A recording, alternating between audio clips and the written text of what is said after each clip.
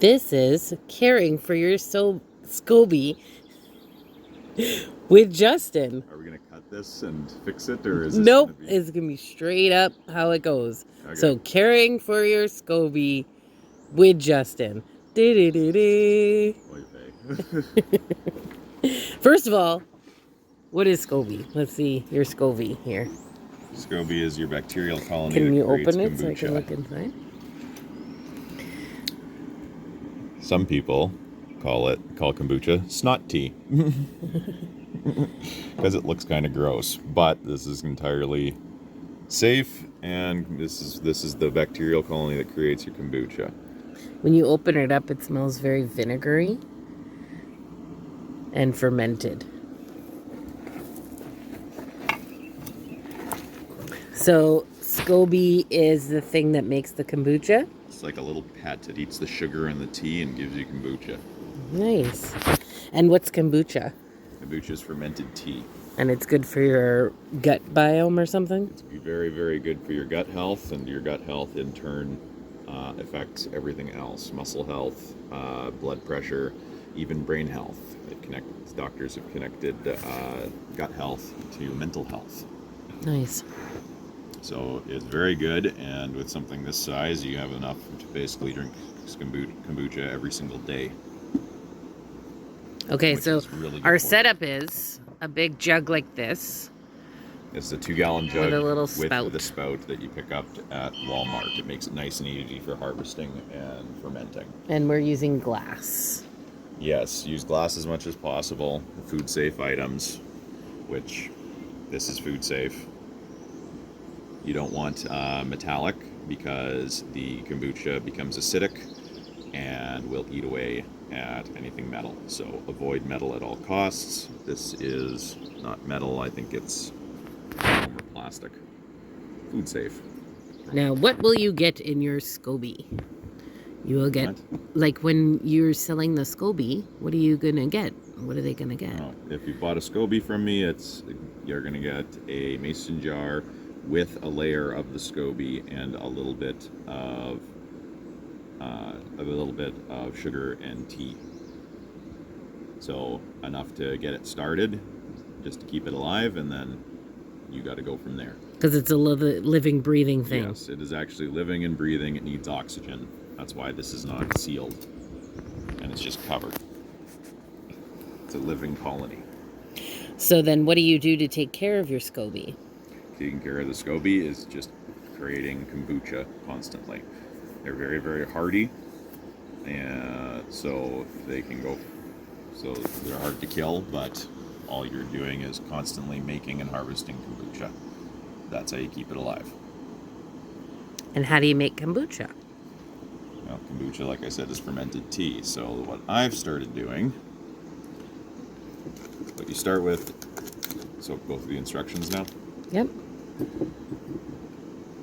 So this is about a 2-gallon jug, 7.6 liters, and there's probably 1.5 liters of old kombucha in the bottom. You never harvest all your kombucha, you always leave some behind. So we're gonna make about 6 liters of tea. So you make a tea concentrate. So let's see, I make 9 bags of tea. In this case, I have 3 black teas, 3 green teas. Yeah, and then 3 dandelion teas. I like the dandelion for the health benefits. They fight cancer. Start again. So you start off by making a tea concentrate. So we have our 9 tea bags for 6 liters. And the reason you make a concentrate is because hot water will kill your SCOBY. Like I said, it's a living thing. So you make a tea concentrate and cool it down with cold water afterwards. So we got our tea kettle, outdoor stove. Where'd our lighter go? Are you recording? Yeah. So you want about 1/2 cup of organic sugar only. Refined sugars and other sugars the SCOBY's gonna have a hard time fermenting them. So organic sugar only. You want about 1/2 cup of sugar per liter. So we're estimating about 6 liters. It's not, you don't have to be perfect. So 3 cups of sugar.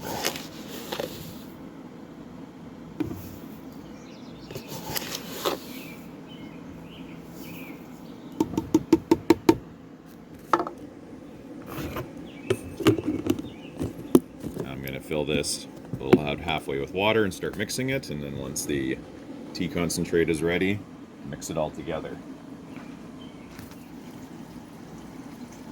This is a fun shot of watching you pour water into a jug from behind for like 5 minutes. Especially in those pajama pants. Look at you. And the dirty under trailer. I told you I should clean it up.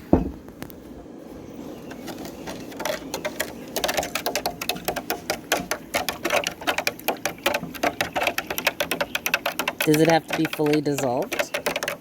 Yeah, as much as you possibly can. But what you're going to do, fill up your pitcher about halfway, add the tea concentrate when it's done, and then add more cold water to fill the rest of the way and keep mixing.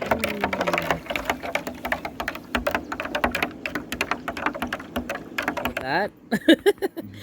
Now, this is the tea coming with the sugar. Look at how pretty that looks, eh? Yeah, so Nice we pour little the tea fade. in through some more water in the tea kettle that we boiled everything in to get even more tea to come out.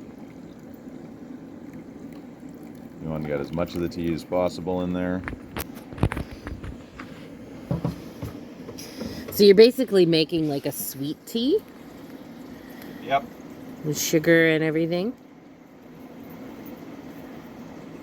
which is really nice. Except you're not drinking it right away. No, you're letting it ferment. So sweet tea fermented. That's like... So now we're going to refill the SCOBY. So the SCOBY is nice and tough, like I said, as long as you don't kill it with boiling water or leaves it to starve to death. So we just pour this warm tea right on top.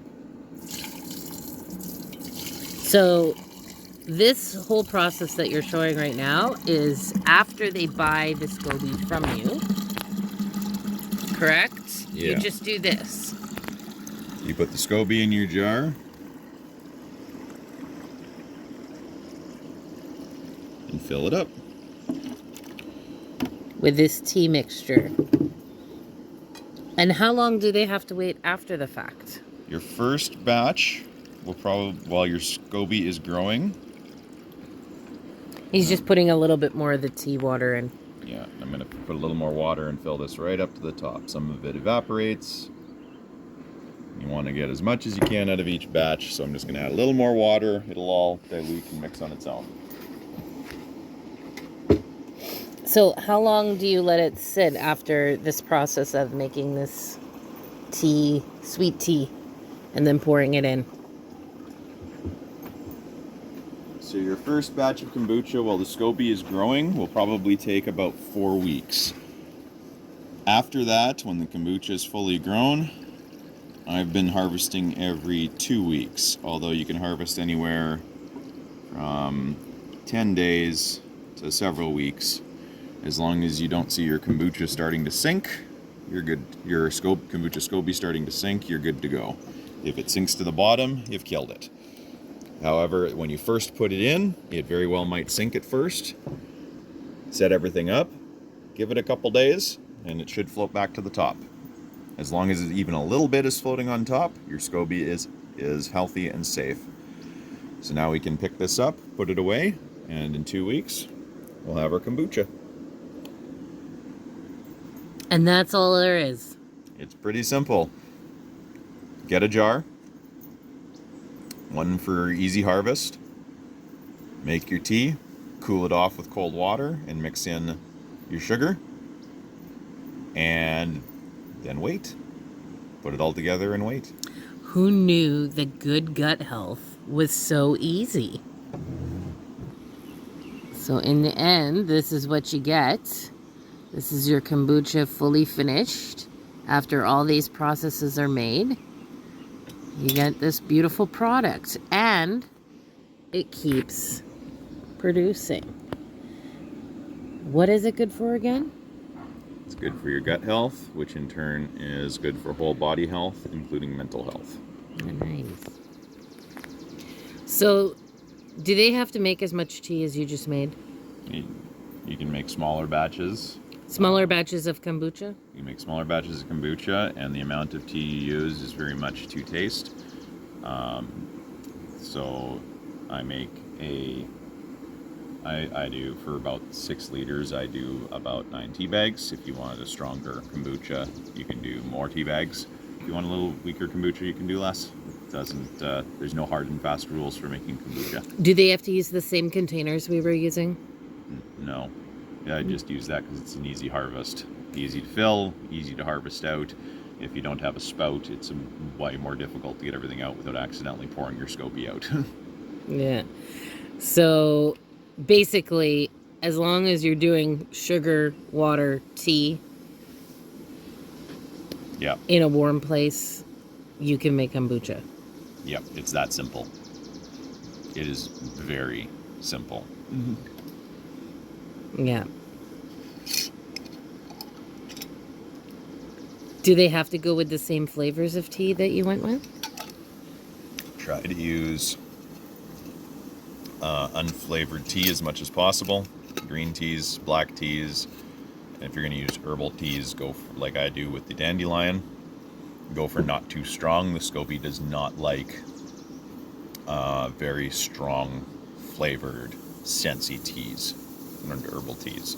So go for the weaker ones. And the Not dandelion, like a crazy cinnamon. yeah, fancy don't go tea, yeah. don't go for something, overdo something.